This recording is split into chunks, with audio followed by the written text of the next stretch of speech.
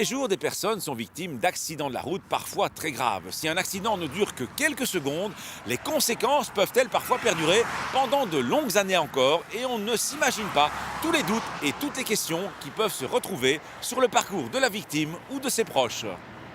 Il y a 20 ans, j'ai perdu un de mes enfants sur un accident de la route et ce qui me reste en tête, c'est ce coup de téléphone de nuit.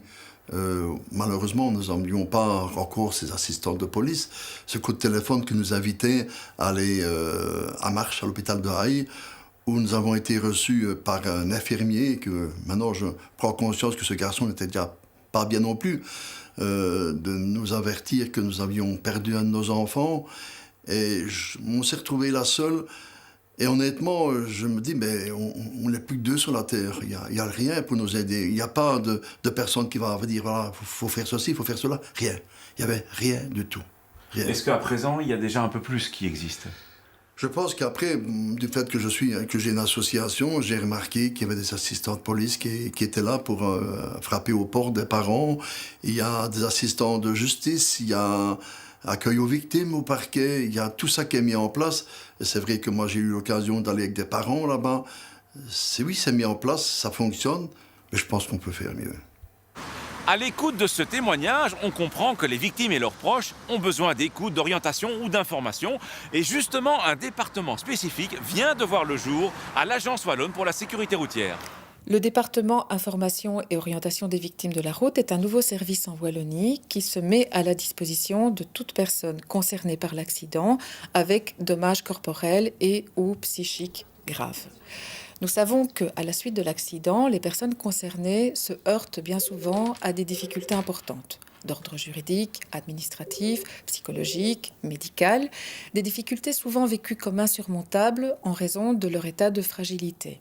Et donc toutes les personnes directement touchées par l'accident, certainement aussi les proches, éventuellement aussi les témoins dont le traumatisme peut être aussi élevé.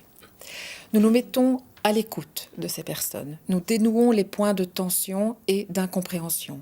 Nous informons et nous orientons vers les services compétents et spécialisés.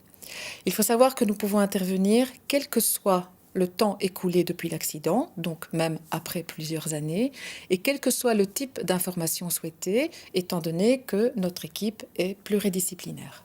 Il existe d'autres services, certainement les services d'assistance aux victimes au sein des zones de police locales, de la police fédérale, les services d'accueil des victimes des maisons de justice, certaines associations, des services avec lesquels nous sommes en train de développer un partenariat. Mais lorsque les personnes touchées par l'accident n'ont pas réussi à s'approprier toute l'information reçue lors de l'intervention de ces services, nous sommes disponibles pour refaire l'exercice avec elles et les réorienter. Les services d'aide aux victimes sont là pour que les personnes touchées ne soient pas victimes une deuxième fois par manque d'information ou par un isolement difficile à supporter. N'hésitez pas à faire appel à ces services si malheureusement vous vous retrouvez un jour dans cette situation. Les personnes qui y travaillent sont là pour vous venir en aide. À la question de la semaine dernière, il fallait répondre qu'en cas de rétrécissement à hauteur d'un chantier, la tirette s'applique en cas de fort ralentissement. À gagner cette semaine, 4 méthodes d'apprentissage pour le permis théorique et pratique.